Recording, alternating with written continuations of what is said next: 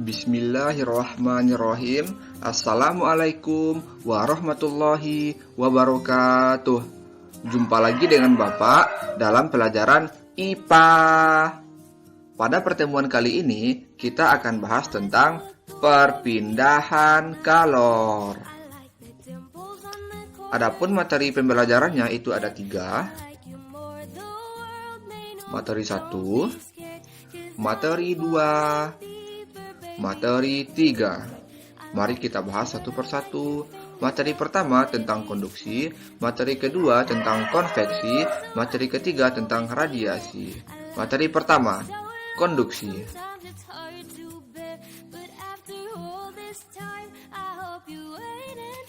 Nah, pada pertemuan sebelumnya, Bapak sudah menjelaskan bahwa kalor dapat berpindah dari suhu tinggi ke suhu rendah. Nah, pertanyaannya, bagaimanakah cara kalor tersebut berpindah? Nah, ini yang kita bahas. Perpindahan kalor dapat terjadi melalui 3 cara, yaitu konduksi, konveksi, radiasi. Yang pertama, konduksi. Konduksi adalah perpindahan kalor tanpa diikuti oleh partikel zat perantaranya. Jadi, pada konduksi ini, yang berpindah cuma panasnya saja, sedangkan partikel zatnya tidak ikut berpindah. Konduksi biasanya terjadi pada logam. Perhatikan gambar berikut. Ini ada logam ujung kiri, ini ada ujung kanan. Yang dipanaskan adalah ujung kiri, tapi panasnya akan mengalir sampai ke ujung kanan. Nah, buktinya termometernya akan naik gitu kan. Nah, jadi walaupun yang dipanaskan pada bagian kiri, tapi panasnya akan mengalir dan berpindah sampai ke sebelah kanan. Yang berpindah cuma panasnya saja, sedangkan partikel logamnya tidak ikut berpindah, makanya dia masuk ke konduksi. Materi kedua tentang konveksi.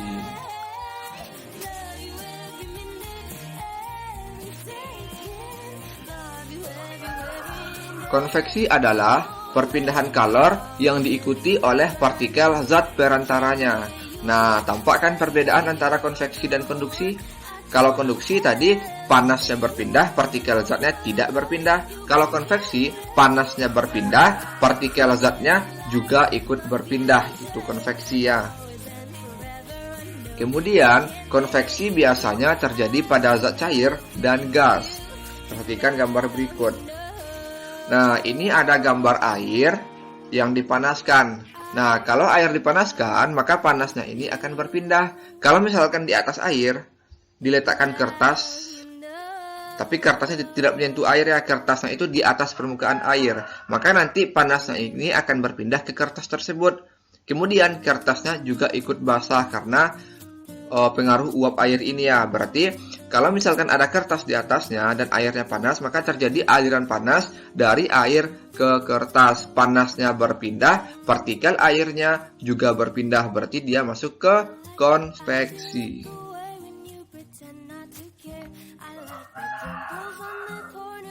Materi ketiga tentang radiasi.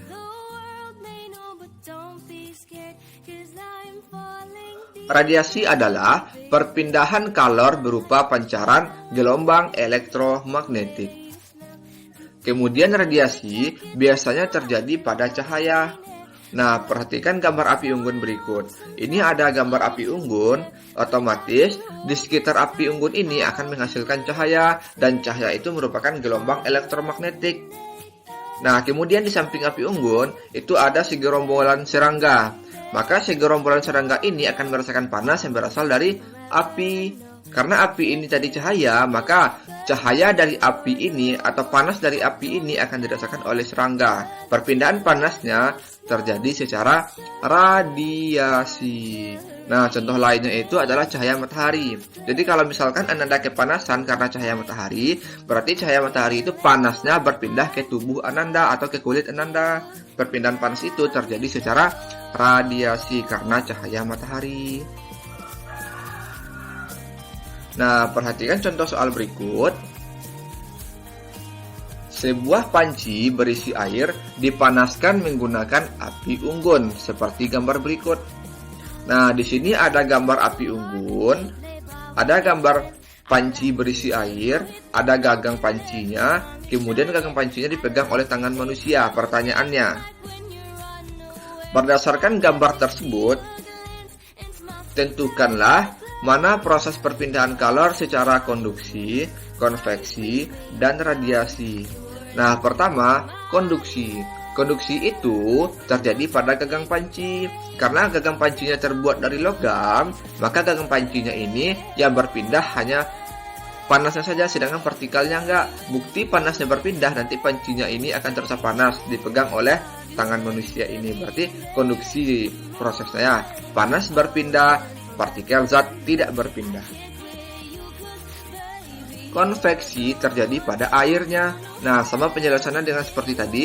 Di sini misalkan ada kertas di atas ini, maka kertas ini akan terasa panas dan kertas ini akan mengandung air yang berasal dari partikel air yang dipanaskan gitu. Jadi panasnya berpindah ke kertas, partikel airnya berpindah juga ke kertas, berarti dia masuk ke konveksi.